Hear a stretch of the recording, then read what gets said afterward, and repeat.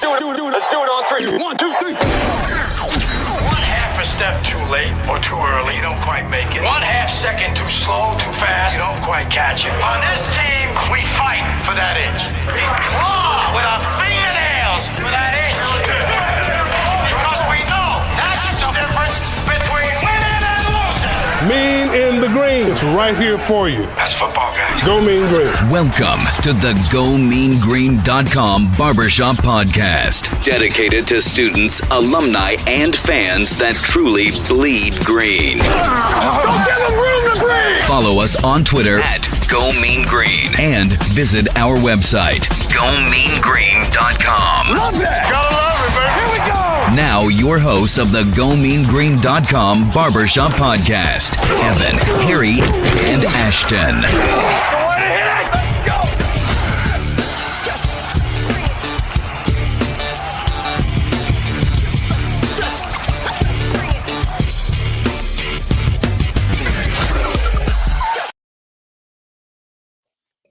Hello and welcome to the GoMeanGreen.com Barbershop Podcast. This is Evan. This is Harry. This is JD. Ashton couldn't be with us tonight, but we are excited to be talking about a Mean Green victory over the Temple Owls, 45-14. I mean, huge win at a very opportune time. The rest of the schedule is looking tough, as everybody knows. It's not going to get any easier after this, heading to Tulane this coming weekend.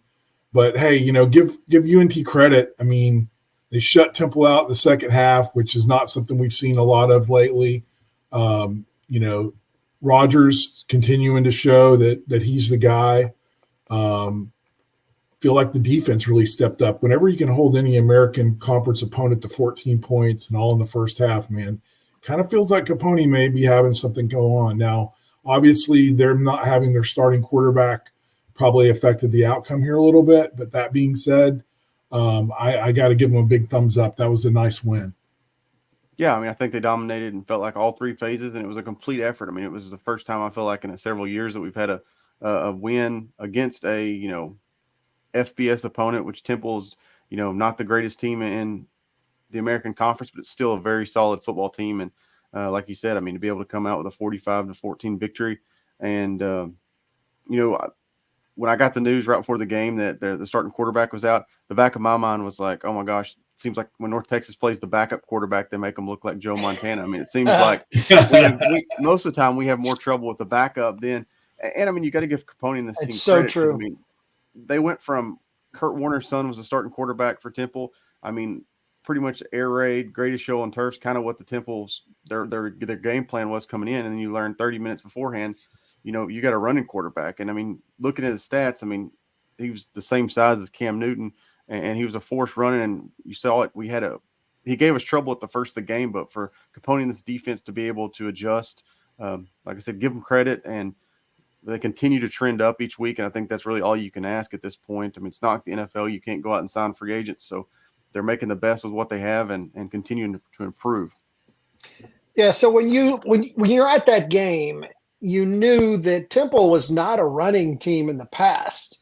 And because of the quarterback change, it changed the whole outlook of the game. It changed how they were going to do it. They were running. I think that was the most yards they've run all year, but the defense still played fairly well. I was rather impressed and happy the way they did it, even with the backup quarterback. Happy to get that backup quarterback monkey off our back. But I felt like the defense definitely stepped up. Now, before we talk about defense, before we talk about Rogers, I would want to say that was the weirdest game because, first of all, props to the athletic department, and I have not been one that's openly given props to the athletic department. You know, this game was announced 2 weeks ago what time it was going to be. It was going to be 11 o'clock game.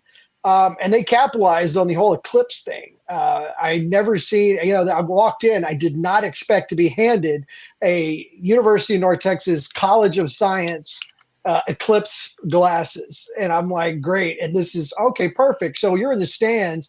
That was just eerie. It felt like dusk. I mean, it wasn't dark, but they had the lights on, but it felt like dusk. And right about the time when the eclipse happened, we scored a touchdown. So everything came together, had to happen during an eclipse. Yeah, I mean, I think and they had the Oktoberfest. I mean, they really did do the best they could. That's a tough slot for North Texas. 11 a.m. That's just a tough deal, and you got to do it for TV. I get it, but really for any program that's trying to get its footing underneath it to try and put together a good crowd, you got to pull out all the bells and whistles. And I think they did as good a job as you can. Now, obviously, the attendance is still disappointing, but that's just an ongoing battle that we're going to continue to fight until we win consistently here. Right. I could have told you after the Cal loss and the way that game was played that you're going to see this kind of game at 11 o'clock in the middle of a mediocre season. And that's just the way things are at North Texas. I don't like it. Nobody does, but it's reality. Yeah.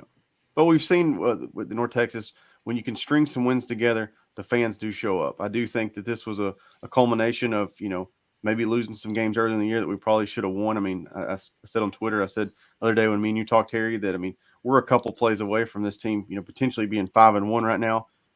We're not. So, I mean, you can't go back and, hindsight's 20/20, but I mean, I think with the new American Conference, it is nice being able to play on ESPNU, but at the same time, it is difficult, not knowing what time the game's going to be until, 10 to 14 days out. It's hard for people to plan. It's hard for people, especially a game like that that's, at 11 o'clock and it's going to be on ESPN. I'm sure there was a lot of fans. It's like, hey, we could just stay here, watch it on ESPN, and then complete our day. There's a lot going on, definitely. Yeah. All right. I want to tell you guys one of my personal concerns, and I have a struggle with this now, is when we have a player that seems to be doing better and getting better and starting to really get in a flow like Rogers is, at some point, I don't want him to get any better, because if he keeps getting better, then somebody's he's going to go to the portal. This is the new reality of being a North Texas fan. When we had Mason Fine, he kept getting better. Things were looking good. We know we'd have him. We got him for 2 more years. Now, if we got somebody that steps up and does amazing, we could lose them at the end of the season. Is that a valid concern, or am I just dreaming this? I don't think. I mean, I was about to say, I don't think it's not a concern with Rogers, because he's already transferred once. So with the transfer rules, if he transferred again, he's going to have to sit out unless he got a waiver. Okay, so I didn't know that part. So that is the situation. So he can't transfer. He's stuck with us. Well, he could, but he has to sit out unless he graduates. That's the only way. If he graduates, yes. If he graduates, then he can be a grad transfer. He can transfer anywhere he wants to. If he doesn't graduate, then yes, he would have to sit out without a waiver. And NCAA's kind of cracked down on those waivers. So, no, he's not a player. Now, a player that you should be concerned with, Jamari Macklin. I mean, he did transfer to us, so he's locked in, but he graduates next summer. So next August, he could transfer wherever he wants to as a grad transfer. That would be one to be concerned about. All right, so we need to get with this professors and not let him graduate, basically. Well, and the thing too, Evan, and we've kind of gone over this, but part of Eric's deal when he came out was, hey, the same old, tried and true. We're going to build from the high school ranks. You know what I mean? That's where we're going to build this program, Texas high school. And I think a lot of people at the time on the board and other places raised a red flag on that to say, hey, in this new era of the portal, you can't really do that anymore. I mean, because those high school players, and JD, you can speak to this, but I mean, they get in the program now, and if they have a great freshman year, they're gone. Someone's going to offer them a bunch of money with this NIL and the transfer portal and everything else. So hopefully some guardrails will get put on this, because I don't think anybody wants to see high school football suffer.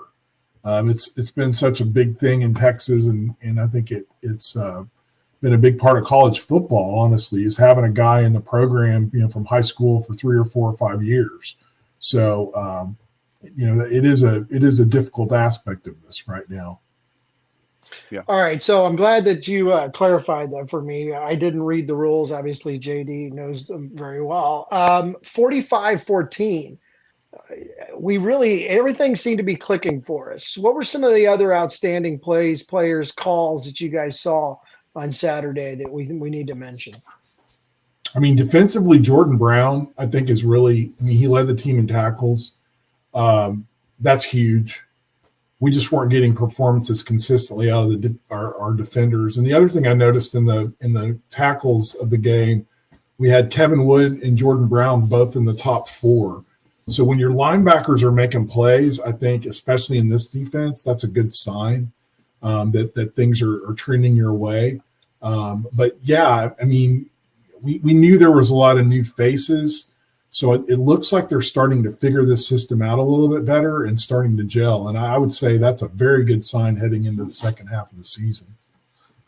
Yeah. I mean, Chandler Rogers, we've already talked about him, but I mean, 25 for 39, 4 touchdowns. 7 UNT receivers had multiple catches. I think there was 12 or 13 people that caught the ball.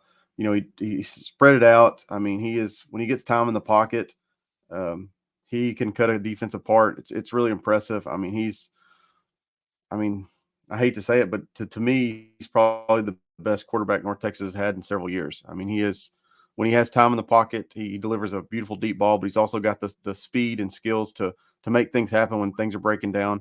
But yeah, I mean, I would say that was the bright spot. And then, the guy we just talked about, a guy that I'm fearful of losing in the portal, Jamori Macklin. I mean, that dude's going to be playing on Sunday somewhere. He's super impressive.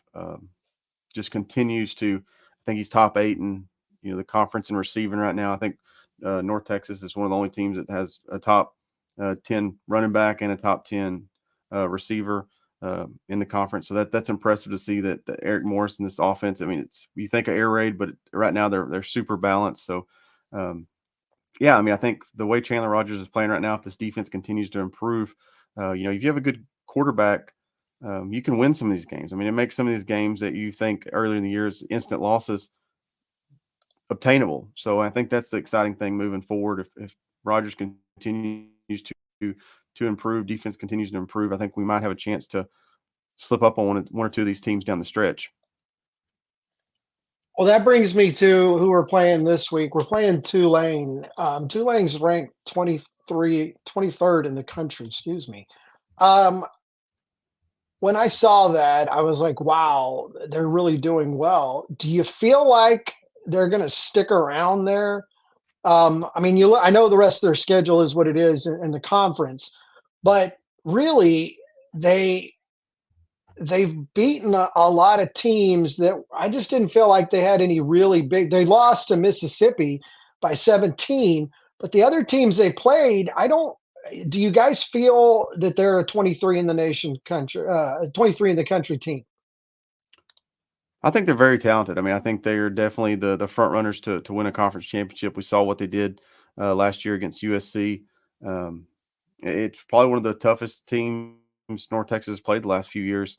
Definitely, scary, and especially going to their place. But I feel like anytime you go into a game where you're a 20-point dog, you got that chance the team could overlook you. And I think that North Texas does have that on their side. But we've kind of seen in this conference that any given week, any team can give another team a run for their money. It's really been hard to kind of predict some games, week to week. Looking at schedules and stuff. That a game last week. I mean, I thought South Florida would have probably had a chance to hang with FIU, if not win, and then FIU blows the doors off. And then Temple was a team that hung with UTSA 2 weeks ago. So like I said, any given week, any team can upset another team in this conference. I don't know if that's going to be this week because, like I said, Tulane is a very talented team. But if the defense can go in there, make a couple stops, force a couple interceptions, Rogers gets rolling. I mean, anything is possible. Harry, you're on mute, buddy. But it looked like it was a good statement we made there. Yeah, I think the thing I would say is there's 3 levels of this conference right now, and the top upper tier of this conference is Tulane, SMU, UTSA, and Florida Atlantic, and they're all 2-0 in conference right now.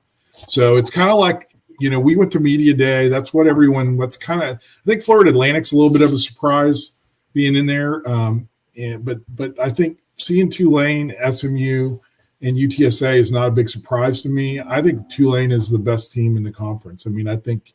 They could duke it out with SMU and UTSA, maybe with Florida Atlantic being a dark horse to win this whole thing. They're where we want to be. I mean, they've got their facilities upgraded. They've had some great winning seasons. They hired a great coach. Willie Fritz is a guy that we looked at, I think, at North Texas a little bit. He ended up taking the job at Tulane, and he's guys won everywhere he's been. And he continues to build programs there. I think the big concern for Tulane is if you lose Willie Fritz, because, I think he's a big part of what they do. But, I think my answer is I think they're legit. This is going to be a very tough game. Now, that being said, Chandler Rogers gives us a chance. A good quarterback can give you a chance if Tulane makes some mistakes and turns the ball over and things of that nature. The thing that worries me, though, is that we're still getting tons of sacks. We if I read, basically 4 sacks in the Temple game.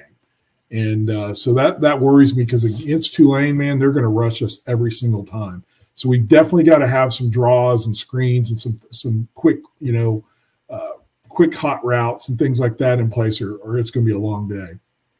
Just want to add one quick note. I posted earlier today. There's 4 quarterbacks in the country with at least 12 touchdowns and 1 interception or less. Bo Nix at Oregon, Jordan Travis at FSU, and Drew Allar at Penn State. The 4th on that list, Chandler Rogers, UNT.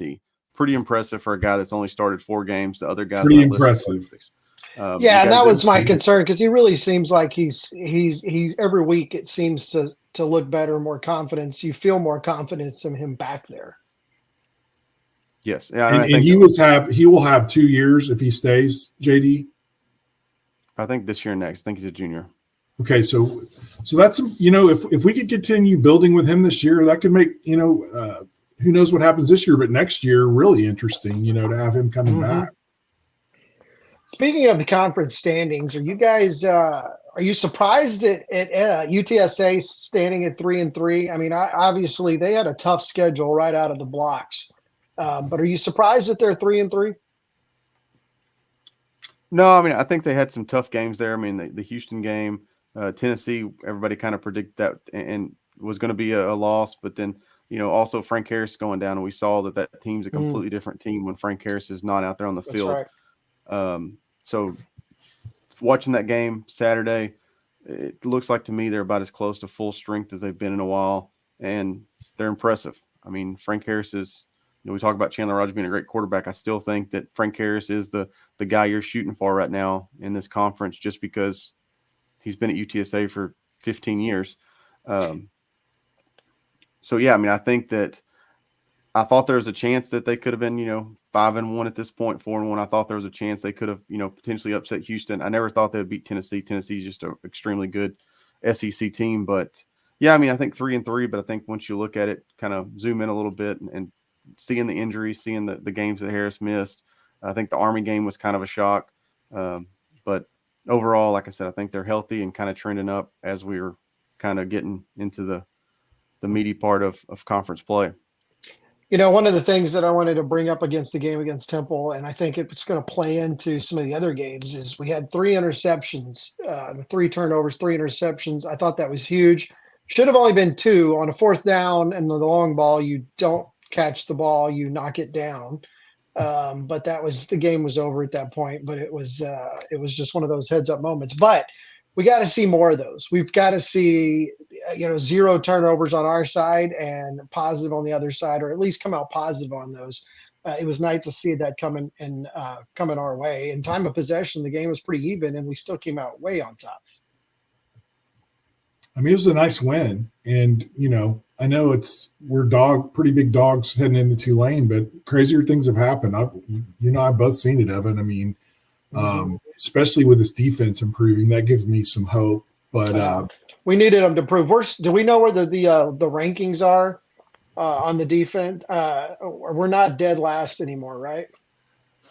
I wouldn't say so after last week. I haven't actually looked at the total national rankings, but I would hazard a guess we moved quite a bit, holding a team to 14 points. Now remember, Temple gave UTSA a run for their money just before our game, and a lot of people were saying that they thought Temple was going to be a lot tougher game for us. So we're definitely trending in the right direction. I'll say that, and it's going to be tough playing at Tulane on the road. They're tough at home, obviously, but Chandler Rogers gets hot. The defense keeps improving. crazier things have happened. So we've got Tulane this week. We've got Memphis back at home on the 28th. Then we've got UTSA back at home. So we got 2 home games in a row. Don't know when that UTSA game. Hopefully it's not going to be 11 o'clock kickoff. And then we have SMU, Tulsa, and UAB. Memphis is one thing, but UTSA, SMU 1-2 is a tough way to start November. We usually see that SMU game early on. Yeah, I think it's murderer's row. Yeah, I mean, if you can go 1-3, I think in this stretch, I think that's a win. Like I said, I think that there's going to be a chance that somebody overlooks us. UTSA, we've always talked about with that series, you kind of just throw the records out the window. It doesn't matter, if we're undefeated. Right. We haven't won a game. It doesn't matter in that game. It's a toss up. It's always good when it's in Denton. That's always good to see. It does give us a little bit extra there.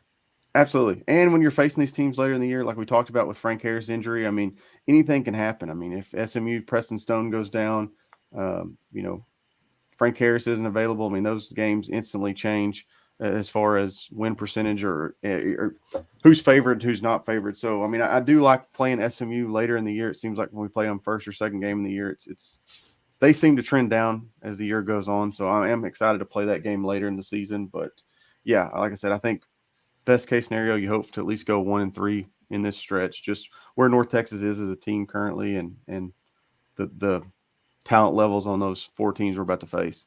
That is a good point. Let's also talk about NIL, guys, because it's just the reality and where we live right now. And if you look at this conference, the teams that are trending near the top with Tulane and SMU, those are big NIL schools, right? In our conference, I'm saying in the American Conference. And then, you see a team like UTSA, it probably doesn't have as much money as those schools, but they got enough to get a guy like Frank Harris to stay another year, right? Then you can go get some wide receivers and say, hey, we've got this quarterback that can throw you a bunch of touchdowns. So it's interesting to see the character and makeup of the various programs and where they kind of fall in line. But I think like with SMU, I mean, they're paying every player on their every scholarship player on the roster like $30,000, right?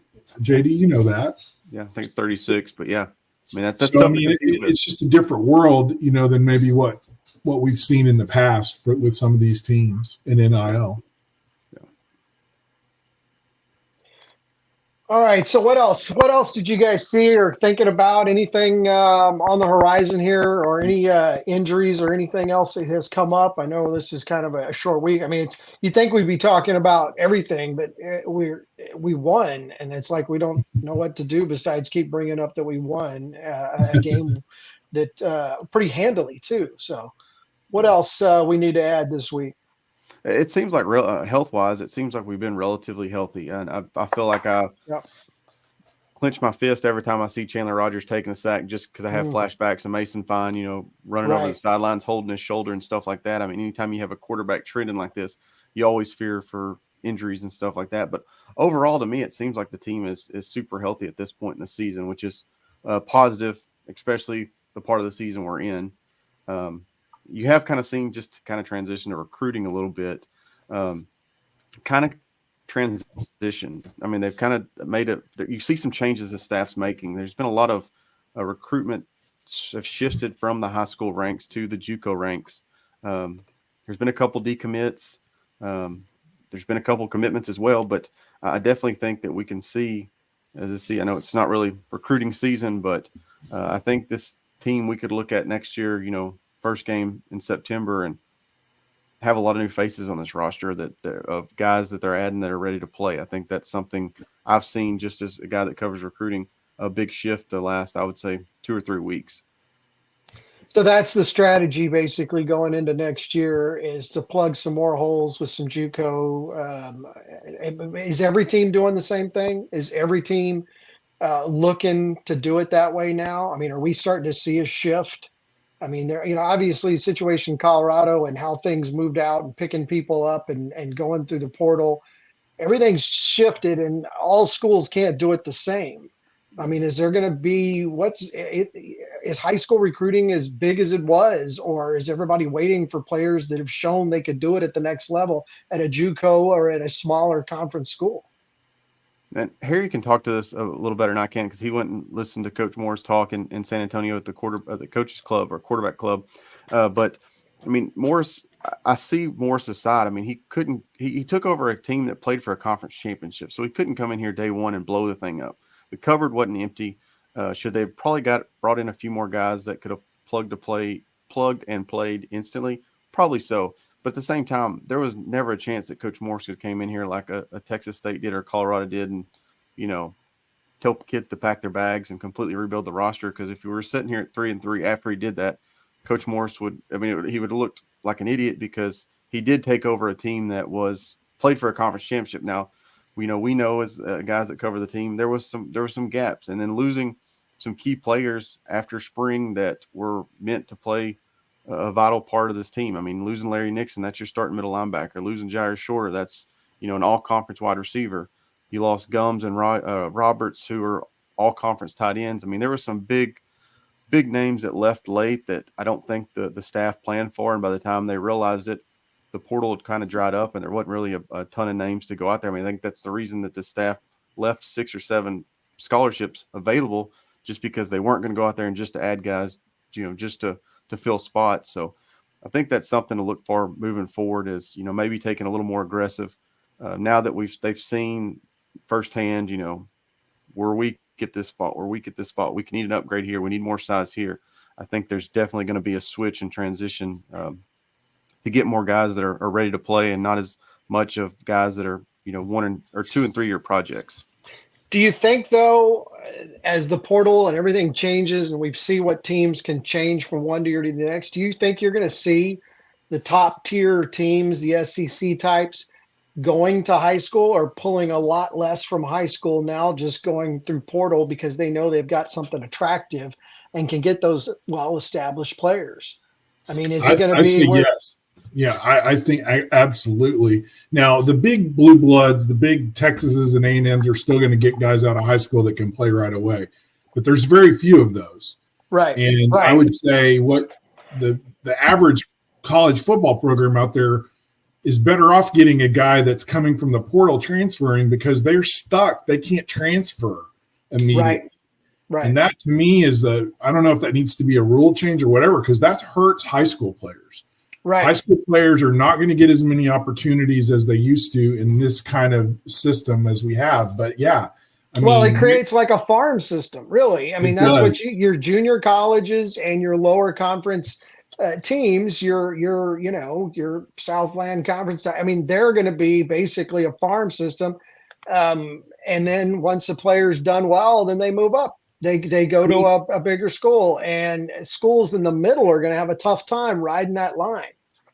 JD talked about it. I did a couple of little articles on Eric's meeting in San Antonio, and I was so glad to go to that because I got so much insight into him. But the thing that you find out is Larry Nixon was an okay player for us. He was not a great player. I'm sorry.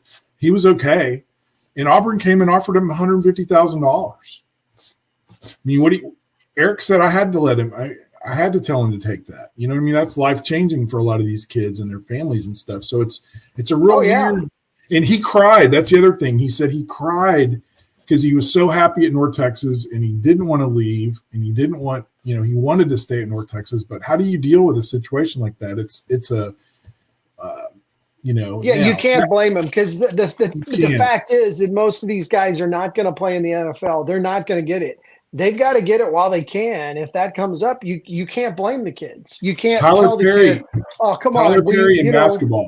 Tyler Perry gets $250,000 to go to K-State for 1 year. Yep. That's and I wish him the best. I hope he wins a national championship. I mean, I love Tyler Perry, but that was not something that was a logical thing for us to be at this stage. Now down the road, JD and I talk all the time. There is a way for us to be competitive in NIL, but we're not quite there yet. Right. And I want to throw out something is I think that we haven't really utilized much in the past. Now we have went and got 1 or 2 players, but the transfer portal can work reverse as well. Look at Jamari Macklin, for instance. He was a highly rated recruit, went to Missouri, didn't play. Now he's came here. He's a superstar. He's probably going to go back to the SEC next year, but that's fine. We got an all-conference year out of him. But I think there's a lot of players that go to that SEC schools that are 4- and 5-star guys that never see the field, where in the past, I've heard, recruiting staff and coaches talk about, oh, well, that guy's not good enough. He couldn't see the field there. But now we're seeing guys like Jake Roberts, who was an all-conference tight end here. He's going to Baylor, and he's barely sniffing the field. So how did he go from one school to us, and then he can go again? He was a high school recruit. Well, yeah, Macklin. So Macklin went to Missouri. He transferred. That was his one free transfer. Now when he graduates, he'll be a grad transfer. He graduates. That's right, what it was. right. The graduate thing. Sorry. I forgot the word. Yeah. I thought you were talking about Roberts. Roberts was a high school player. Okay. And there's other factors too. I think people, like I've heard Roberts has a brother that's a really big time recruit that is probably going to OU, but Baylor's trying to, you know what I mean? So that there's other little side deals going on with this too that people talk about. And now you can get really, like Chandler Rogers, for instance, he started his career at Southern Miss. Then he went to Blinn JUCO. Then he went to ULM. Now he came to us. Well, once he went to JUCO, that starts all over from scratch. So he goes to ULM, then he transfers to us. So there is ways that, if you get a player, he can go to JUCO route and then transfer again. There's a ton of loopholes and stuff like that, but I definitely think there's a ton of kids on, Alabama and Georgia and Missouri and Oklahoma that probably aren't seeing the field, but could probably potentially they could be a star. Like yeah, they could be a star in North Texas where their second string might not have ever play at Oklahoma, right? TJ Finley, Texas State's quarterback. He was at Auburn, played a little bit, or maybe LSU. I'm not sure. He's at one of those SEC schools. Didn't really see the field. He comes to Texas State, and they've got a chance to win the Sun Belt this year. So I think there's definitely those top players every year that if a school like North Texas can go out there and identify some of those guys, could really reap the benefits of the transfer portal just as much as you see it. That's right, because they're stuck if they do that. I was just kidding.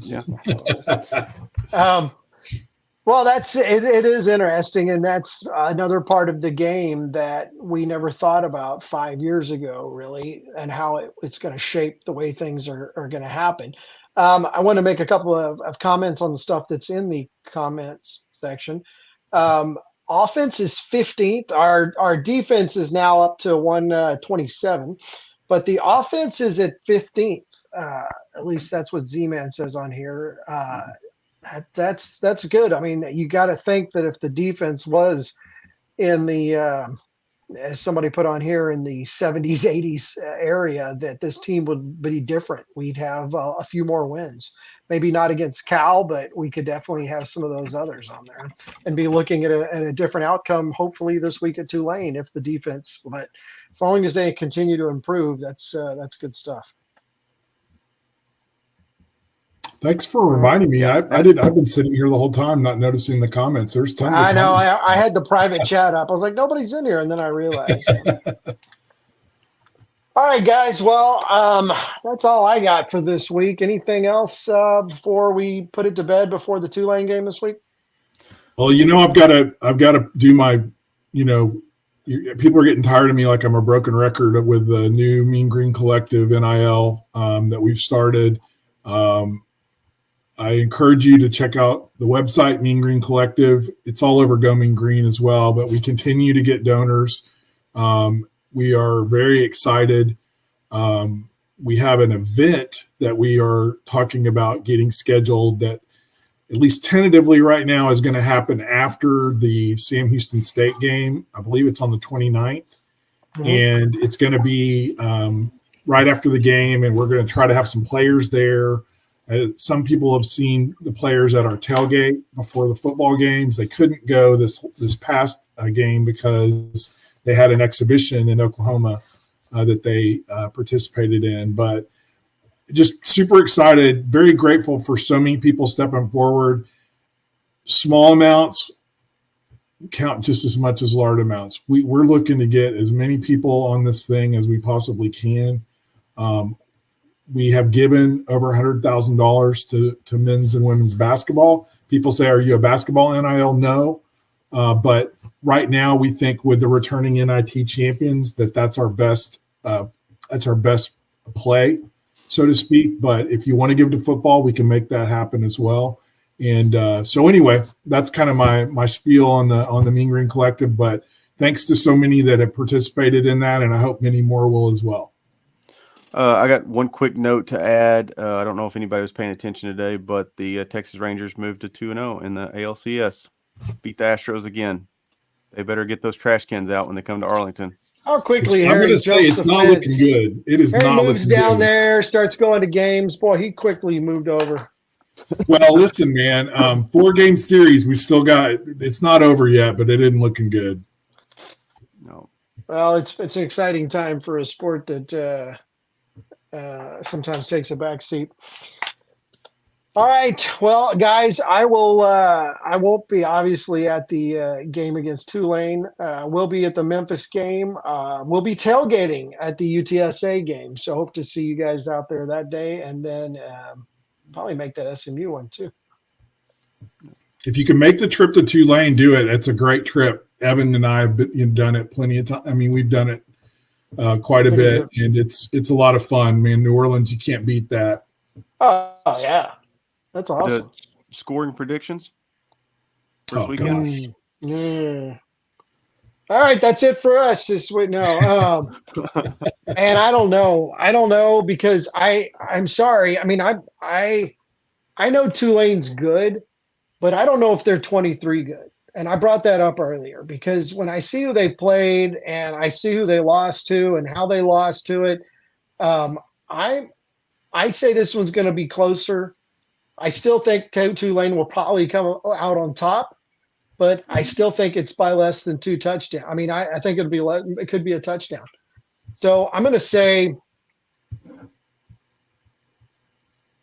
28-21. Why not? I'm going to say 35-21. What do they say? Good teams win, great teams cover. We're 20-point dogs. I'm going to say it's 42-28. No, it's probably going to be a high-scoring one. You're right. Well, we can hope. We hope we score a lot, and we hope they don't. All right. Well, with that, we'll call it a day. And thanks for those who joined us with the comments, especially the stats that we forget to look up, and then we ask, and they pull them up. Thanks for the guys for pulling that out. Go Mean Green. Go Mean Green. Go Mean Green.